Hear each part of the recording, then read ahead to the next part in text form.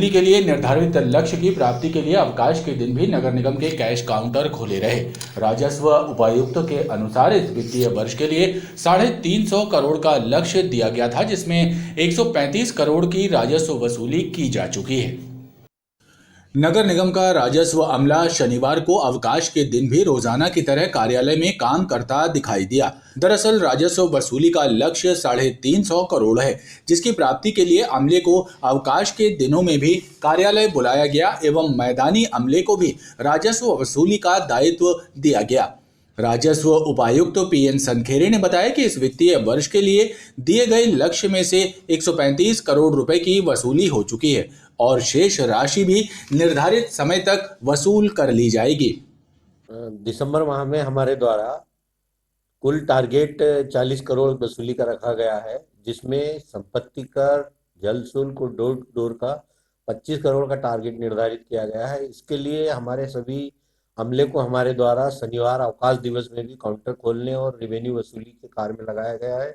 जब आज शनिवार के दिन सभी लोग अपना अपना काम कर रहे हैं और इसमें हमको उम्मीद है कि पूरे महीने की जो चारों शनिवार है उसमें भी जनता की सुविधा के लिए जो काउंटर खोले जा रहे हैं उसका लाभ मिलेगा। जनता को लाभ देने के लिए ही हमारे द्वारा अतिरिक्त मेहनत की जा रही है और टारगेट वसूली के लिए प्रयास किए जा रहे हैं। अभी तक हमारे यहाँ 135 करोड़ की वसूली हो चुकी है। पूरे वर्ष का टारगेट 350 करोड़ का निर्धारित किया गया है। हमको पूरा भरोसा है कि हम पूरा 350 करोड़ की वसूली करेंगे। उपायुक्त राजस्व ने बताया कि दिसंबर माह में अवकाश के दिन शनिवार एवं रविवार को कैश काउंटर्स खुले रहेंगे। किसानों की समस्याओं का निराकरण करने के लिए कलेक्ट्रेट कार्यालय में एक बैठक का आयोजन हुआ, जिसमें नवागत कलेक्टर सौरभ कुमार सुमन ने किसानों की समस्याएं सुनी और संबंधित अधिकारियों को निर्देश दिए। कलेक्ट्रेट कार्यालय में माह के प्रथम शनिवार को आयोजित होने वाली किसान बैठक में इस बार शामिल हुए किसान नवागत कलेक्टर से रूबरू हुए और उन्होंने अपनी समस्याओं से कलेक्टर सौरभ कुमार सुमन को अवगत कराया, जिसके बाद कलेक्टर ने संबंधित अधिकारियों को किसानों की समस्याओं का समाधान करने के निर्देश दिए। नवागत कलेक्टर से भी हम लोगों ने अनुरोध करा था और संगठनों द्वारा भी मांग की गई थी कि सर उसी तर्ज पर यानी किसानों की समस्याओं संबंध में मीटिंग करी जाए ताकि जो भी उनकी समस्या है उनका निराकरण हो सके। तो वो उसी संदर्भ में आज पहली मीटिंग नए कलेक्टर साहब ने रखी है और सभी मुद्दों पर इसमें खाद, बिजली, पानी और भी यानी उपार्जन अन्य जो भी मुद्दे हैं नहर वगैरह के उन सभी पर चर्चा की जाती है और तदनुसार आगामी कार्य योजना बनती है कि उसमें सुधार हो सके, कहाँ क्या समस्या आ रही हैं उनका निराकरण हो सके। भारतीय जनता पार्टी व्यापारी प्रकोष्ठ की बैठक संपन्न हुई, जिसमें संगठन की आगामी गतिविधियों की रूपरेखा तैयार की गई। संगठन के पदाधिकारियों ने बताया कि व्यापारियों से जुड़ी समस्याओं का समाधान करने पर भी विस्तृत चर्चा की गई है और साथ ही शासन एवं प्रशासन स्तर पर उनकी मांगों को पूरा कराने की भी प्रक्रिया पर मंथन किया गया। हमारे प्रदेश के सह सोशल मीडिया प्रभारी अखिलेश दीक्षित जी ने मीडिया संबंधी अपना विषय यहाँ पर रखा है और सभी बहुत ऊर्जा, उमंग और उत्साह के साथ आने वाले समय में जबलपुर में व्यापारियों के हितों के लिए शासन के बीच में सेतु का काम कर रहे हैं और आगे भी करेंगे। यही आशा और विश्वास के साथ सब पदाधिकारी यहाँ से जाएंगे। अहीर रेजिमेंट के गठन की मांग को लेकर अखिल भारतवर्षीय यादव महासभा द्वारा 18 नवंबर से शौर्य कलश यात्रा निकाली जा रही है, जो देश के विभिन्न हिस्सों का भ्रमण कर रही है। महासभा के सदस्यों ने बताया कि रेजांग ला लद्दाख से यादव समाज के वीर शहीदों के स्मृति चिन्ह के रूप में मिट्टी लाई गई है, उसे कलश में भरकर शौर्य यात्रा आरंभ की गई है। अखिल भारतवर्षीय यादव महासभा के प्रदेश अध्यक्ष जगदीश यादव ने बताया कि उनके समाज के कई युवा सेना में युद्ध के दौरान वीरगति को प्राप्त हुए हैं और उनकी शहादत को ध्यान में रखते हुए ही अहीर रेजिमेंट की स्थापना की मांग की जा रही है। इसके अलावा जातिगत जनगणना पर भी जोर दिया जा रहा है ताकि यादव समाज सामाजिक एवं राजनीतिक स्तर पर भी सशक्त हो सके। एक जो कलश यात्रा हम निकाल रहे हैं, हम शहीदों की माटी है जो पवित्र, उसके माध्यम से भी शासन को, विपक्ष को, पत्रकार बंधुओं को, देश की जनता को हम सबसे ये कह रहे हैं कि इन शहीदों का बलिदान राष्ट्र के लिए है, राष्ट्रीय जनता के लिए है। यादव हमारे कुल के तो थे, लेकिन उन्होंने प्राणों का निछावर इस राष्ट्र के लिए किया है। तो हम सबसे सहयोग की मांग कर रहे हैं। हमारी मांग को नहीं माना जा रहा है। पूर्व की सरकारों ने नहीं माना, वर्तमान सरकार ध्यान हमारे ऊपर दे रही है कि नहीं दे रही, इस बात का तो मुझे जानकारी नहीं है। लेकिन मैं चाहता हूँ कि आप लोगों की अगर आवाज़ उठेगी और आपसे निवेदन है कि आप मूल्यांकन कीजिए। हमारे शहीदों, भारत की सेना में 15% हमारी जाति के हिंदू हैं। इस देश में करीब 20% हमारी आबादी है, लेकिन हम जाति के बाहुबल को नहीं बताना चाहिए। हमारा कहना है कि हमारी आबादी का जो देश के लिए सेवा है, जो आप लोगों के लिए सेवा है, उसका मूल्यांकन हो और एक हमारा हक बनता है कि हमारे कंधों पर, हमारे सेना के कंधों पर अहीर का एक लेबल लगे। और ये हमारे प्रतिष्ठा और सम्मान की बात है जिसमें आप शौर्य यात्रा हम निकालने वाले हैं और इसके साथ ही अहीर रेजिमेंट की जो मांग पूरे देश में चल रही है उसको हम तीव्र गति से यहाँ आंदोलन का रूप लेकर आंदोलन करेंगे और जब तक अहीर रेजिमेंट हमें मिल नहीं जाएगा ये आंदोलन जारी रहेगा। और आने वाले समय में अखिल भारतीय यादव महासभा का हम राष्ट्रीय अधिवेशन जबलपुर में हम करने जा रहे हैं, जिसकी डेट और दिनांक हम शीघ्र ही आप लोगों को बताएंगे और आप लोगों का पूरा सहयोग हमें प्राप्त होगा। इसी आशा और विश्वास के साथ सभी लोगों का हम पुनः धन्यवाद देते हैं। प्लॉट बेचने का झांसा देकर कुछ लोगों के साथ धोखाधड़ी करने का मामला गोरा बाजार थाना क्षेत्र में सामने आया है। पुलिस ने प्रकरण की जांच के बाद बिल्डर आनंद यादव और बीएल पटेल के खिलाफ धोखाधड़ी का मामला दर्ज कर आरोपियों की तलाश शुरू कर दी है। गोरा बाजार निवासी विजय बेन सहित अन्य व्यक्तियों ने थाने में शिकायत दर्ज कराई है कि आनंद यादव ने उन्हें गौर ग्रीन वैली उमरिया में प्लॉट दिलाने के नाम पर 72,14,000 रुपए का चूना लगा दिया है। आनंद यादव एवं बीएल पटेल के द्वारा सभी से पैसे लेकर उन्हें पावती के रूप में रसीदें दे दी गई, लेकिन वर्ष 2019 से 2022 के बीच में भी उनके द्वारा रजिस्ट्री नहीं कराई गई। शिकायत पर मामले को जांच में लिया गया और जांच के बाद दोनों के विरुद्ध प्रकरण दर्ज कर आरोपियों की तलाश शुरू कर दी गई है।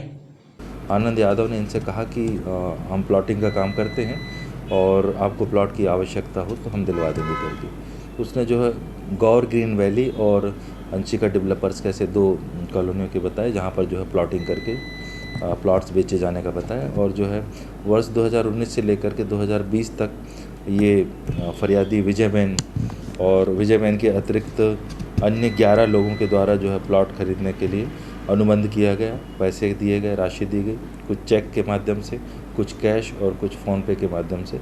इस तरह जो है फरियादी विजय बेन के द्वारा कल दिनांक 2/12/2022 को दिए गए शिकायत आवेदन पत्र पर उसके अवलोकन पश्चात जो है अनावेदकगण आनंद यादव और पटेल, बाला प्रसाद पटेल, जो उमरिया थाना बरेला गौर क्षेत्र अंतर्गत है, दोनों अनावेदकगणों के विरुद्ध प्रथम दृष्टया अपराध धारा 406, 420, 34 IPC का पाया जाने से प्रकरण पंजीबद्ध कर विवेचना में लिया गया है। क्राइम ब्रांच और कोतवाली पुलिस ने चेरीताल के राजीव नगर में दबिश देकर एक आरोपी को गिरफ्तार किया है और उसके कब्जे से 249 नग नशीले इंजेक्शन एवं 2,500 रुपए बरामद किए हैं। नशीले इंजेक्शन के कारोबार में लिप्त राजीव नगर निवासी गगन ठाकुर के घर पर दबिश देकर कोतवाली पुलिस और क्राइम ब्रांच ने उसे गिरफ्तार किया एवं उसके पास से फेनिरामाइन मैलेट इंजेक्शन, बुप्रेनॉर्फिन एवं लीगेसिक इंजेक्शन जब्त किए हैं। 249 इंजेक्शन के साथ ही 2,500 रुपए नकद भी बरामद हुए हैं। गगन ठाकुर पिता कमलेश ठाकुर चेरीताल में अपने घर के सामने अपनी मोटरसाइकिल MP20 ND 0938 938 नंबर में एक सफ़ेद रंग की थैली में नशीले इंजेक्शन रखकर नशीले इंजेक्शन का कारोबार कर रहा है। इस मुखबिर सूचना पर तस्दीकी की गई और रेड करने पर मौके पर पहुंचने पर आरोपी पुलिस को देखकर भागने का प्रयास किया, जिसे घेराबंदी कर पकड़ा गया। हमारे थाने के सहायक उपनिरीक्षक संतराम बागरी साहब के द्वारा इस ऑपरेशन को किया गया, जिसमें आरोपी के कब्जे से 149 नशे के इंजेक्शन फेनिरामाइन, प्रत्येक इंजेक्शन 10 ml का है और 100 एम्पुल लीजेसिक मिले हैं। ये सभी नशे के लिए उपयोग किए जाते हैं। आरोपी के विरुद्ध इसमें अपराध पंजीबद्ध कर लिया गया है।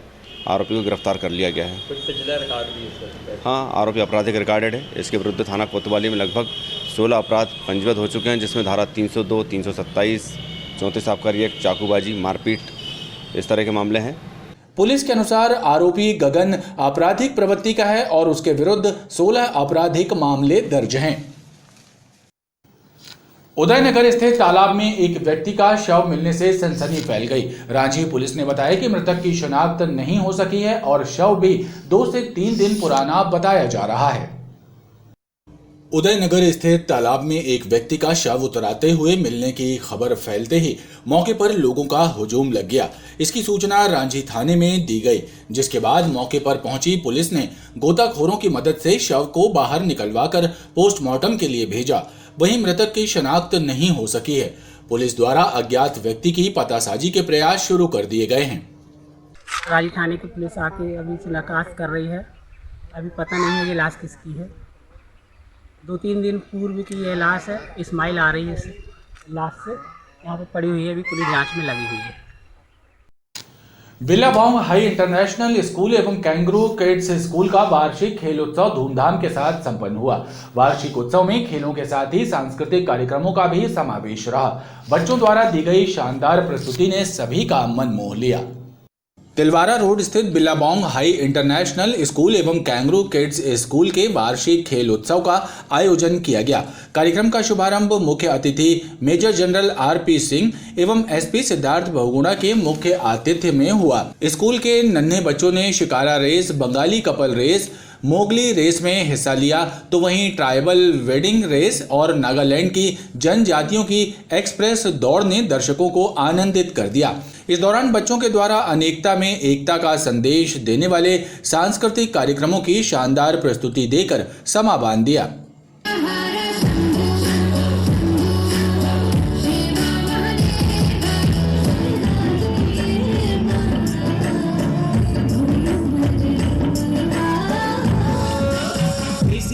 चढ़ो है क्रेज, आवे जावे है अंग्रेज, पधारो मारे देश, देखो भाई जी ऊंट अंग्रेज, चलत तुम्हारी ऊंट सवारी। आज हमारे स्कूल में बिल्लाबोंग हाई तिलवारा में हमारी एनुअल स्पोर्ट्स मीट 2022 कंडक्ट की गई।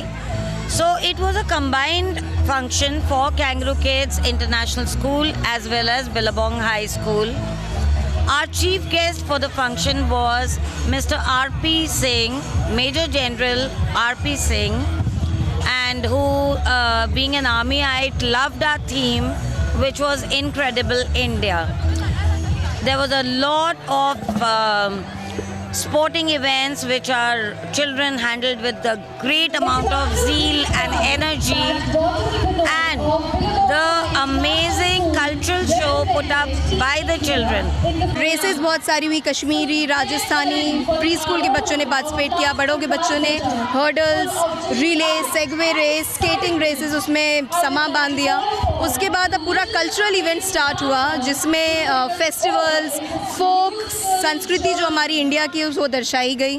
The theme was around the patriotism for this country. तो जितनी भी पेट्रियाटिक भावनाएं जो होती हैं वो बच्चों में इनकलकेट करने के लिए ये थीम रखी गई, और उसी के उसमें classical dance, folk dance, festivals जितने भी इंडिया के मेजर 4 धर्मों के वो दर्शाए गए। कार्यक्रम के समापन पर विजेताओं को पुरस्कृत किया गया। इस अवसर पर शाला संचालिका अर्पिता मालपाणी, निदेशक स्टेला पांडे, प्राचार्य सायमा खान, सोनिया कोचर समेत स्कूल स्टाफ मौजूद रहा। खबरों का ये क्रम लगातार जारी है। आप देखते रहिए BTV न्यूज।